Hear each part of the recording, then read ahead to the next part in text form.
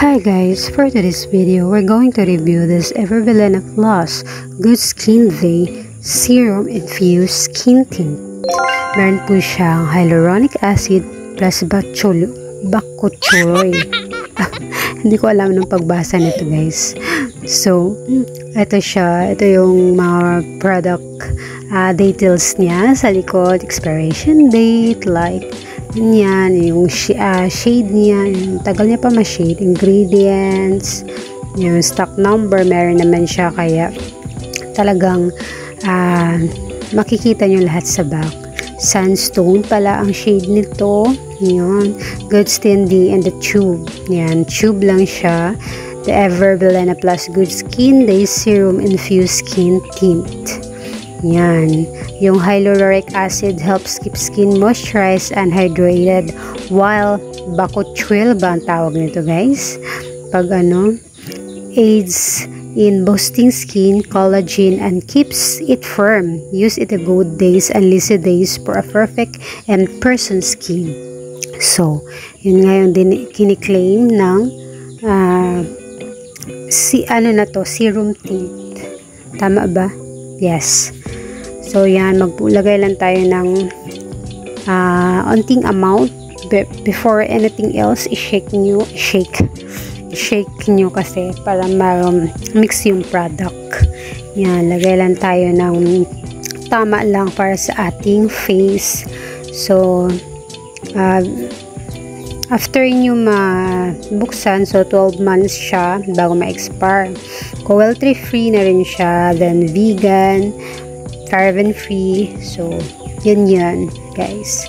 Ayan, so gamit lang ako ng aking hands dito para makikita ko kung hindi ba siya sisipsipin ng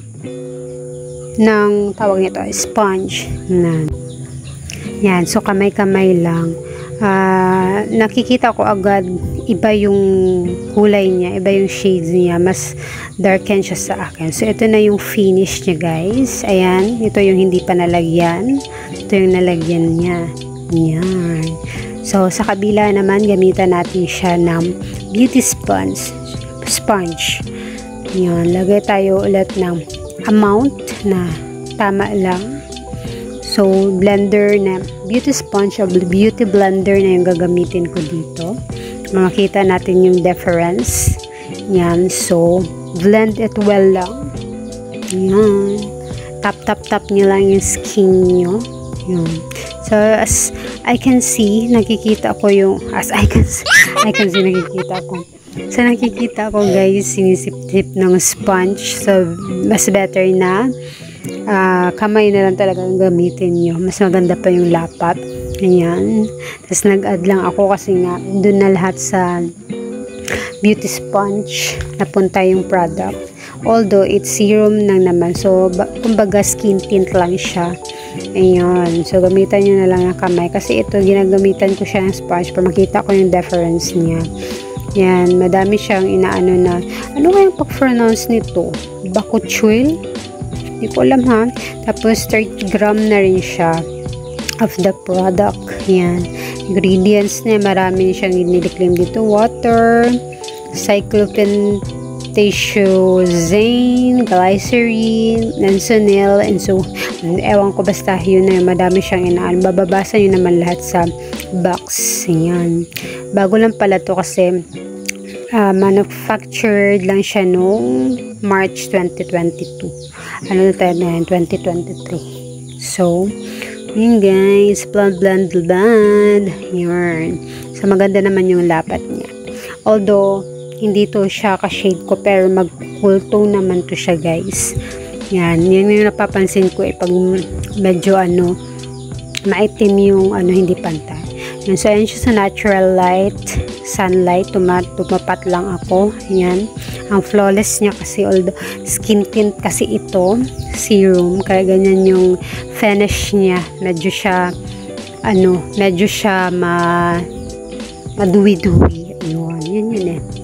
Yan, so maglalagay lang ako ng powder dito para mawala yung dewiness niya sa ating face kasi ayaw ko yung feeling na malagkit ba. Yan, so nagpatong lang tayo ng powder at atin tong i-wear test kung hanggang saan siya aabot. kung hanggang saan yung performance niya, guys. Ayan, tap-tap lang ng powder. Powder lang tayo dyan. Blush onte. Ayan, para maganda naman tignan. Hindi tayo masyadong putlang-putla. Ayan. So, you must try, guys. Meron pa siguro silang nito. So, I do research na lang kung meron silang ibang shade. I-indicate ko na lang dito sa video na to kung ano-ano yung mga shade nila. Maganda talaga siya to pang everyday. Everyday na gagamitin lang kasi very lightweight niya. Parang wala ka lang nilagay sa face. Ganun. Kasi nga, although tint lang naman nga, sabi ko nga, paulit-ulit, diba? Ayan, so nag-blush lang ako. Pang malakas ang blush to kasi may kasama na siyang highlight. So, ito yung nilagay ko. Kasi para hindi naman tayo masyadong maputla. Ayan. Naglagay lang din ako sa nose. Ayan, para makita natin ba yung performance niya hanggang saan siya aabot. So, yan lang guys. Ito lang yung aking pinaka-look. So, antayin natin, i-worthless natin kahit mga 5 or 6 hours, kanon. So, yun na siya. See you later sa ating final and review. So, ayan pala siya pag wala siyang ring light na natural light. Yan. Pack. Yan, diba? Ang ganda. Parang natural lang na makeup. Yan. Pero yung blush ko dyan talaga ang pinaka gustong-gusto ko. Diba? Guys, so medyo malapit na gumabi. So, hindi pa na-record niya ng oras. Naglalagay ako ng 11 PM. So, it's now 5. Ito pa rin siya, yung blush ko na pa rin, nagmumula. Yan, ganda ng blush na ito kasi may kasama na siyang highlight. Yan sa kasali sa panalunan ko. So, good naman. Okay naman siya sa akin. Kanina paglagay ko, medyo parang hindi siya pantay sa kulay ko, pero nagda-down tone. Parang siyang, ano ba yan? Kasi nga acidic nga ako. Kaya parang pumantay na siya sa kulay ko. Ano ba tawag nito?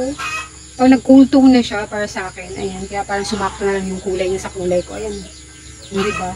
So far, yung lagkit factor naman na niya, although ma-oily na yung part na dyan, yung T-zone ko, at saka dito, ma-oily talaga yung part na pag naglagay ako ng foundation, kahit ano sa mukha, ayan, pansin ko pa rin yung blush content pa rin, ayan, kaso hindi naman kasi ako maligalig, ayan, so, later ulit guys, grabe yung probinsya ng ingay, kaya gusto ko na magtawag yan, mag-record ng voice kasi ang ingay ng paligid. So, later update pa ulit, 5, so hanggang 7 siguro.